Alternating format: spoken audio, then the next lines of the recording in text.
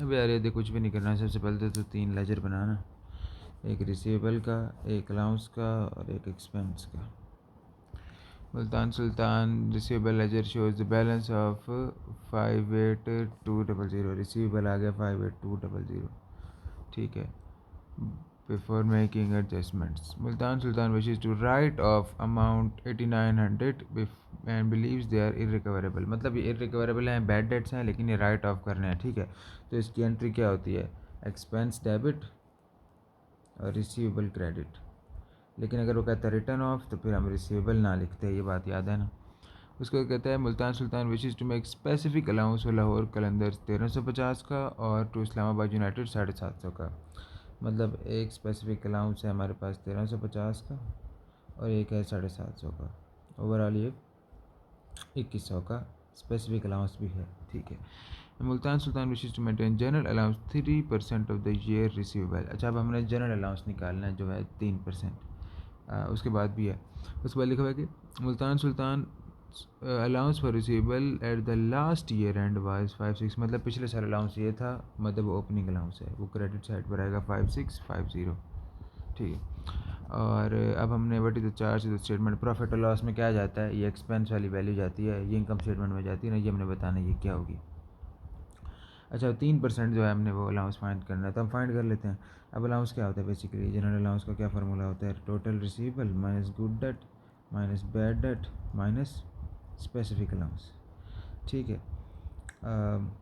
Total receivable 58200, good date कुछ नहीं है, बैड डेट 8900 और स्पेसिफिक अलाउंस 2100 का, ठीक है। अब हम फाइंड कर लेते हैं, 58200 माइनस 8900 और माइनस 2100 जो कि 47200 आ रहा है। क्लियर है बात? अच्छा एक तो आ रही है। अब हमने इसका क्या लेना, 3%, तो मल्टीप्लाई 3 डिवाइड बाई 100, तो ये कितना आ गया, 1416। अब ये जनरल अलाउंस आ गया, इसका मतलब यही अलाउंस है नहीं, अब यही बात समझनी है, क्योंकि यहाँ पर बात किसकी हुई है, स्पेसिफिक अलाउंस की भी हुई है। जो अलाउंस का असल फार्मूला होता है ना, वो होता है total allowance is equal to general allowance plus specific allowance. मतलब जनरल अलाउंस और स्पेसिफिक अलाउंस को ऐड करें ना तो फिर टोटल अलाउंस बनता है। लेकिन कुछ जितने भी हमने सवाल पढ़े हैं, एक दो छोड़ के, उनमें स्पेसिफिक अलाउंस नहीं होता, तो एक तरह से हम क्या करते हैं, स्पेसिफिक अलाउंस की जगह ज़ीरो पुट कर देते हैं। तो पुट करते हैं तो basically total allowance general allowance के बराबर ही आ जाता है। फिर इसलिए इस फार्मूले की बात ही नहीं करते, हम कहते हैं यार स्पेसिफिक अलाउंस की कोई बात ही नहीं हुई, वो इसका मतलब वो ज़ीरो है, तो जनरल अलाउंस ही निकालेंगे, उसी को पुट कर देंगे, टोटल अलाउंस की कोई बात नहीं होगी। पर असल फार्मूला ये है, और जब स्पेसिफिक अलाउंस की बात होती है, इस फार्मूले को फिर देखना पड़ता है हर सूरत, इस टाइम यहाँ ज़ीरो नहीं पुट कर सकते। 1416 अगर जनरल अलाउंस है, स्पेसिफिक अलाउंस क्या है, 21200, ठीक है। अब इन दोनों को जब ऐड करेंगे तो अब हमारे पास असल अलाउंस है 3516।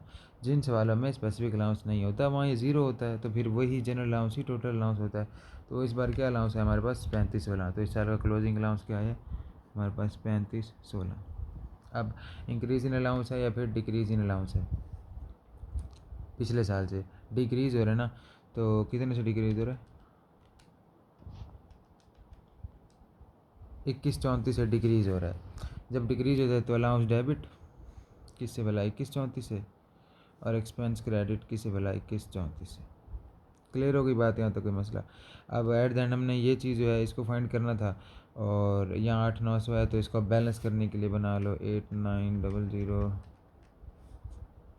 माइनस 2134, तो हमारे पास ये आ रहा है 6766।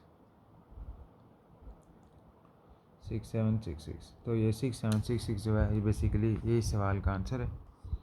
ये ऑप्शन जो है ये गलत लिखा हुआ है, मतलब पहले से लिखा हुआ था, 6766 इसका राइट ऑप्शन है।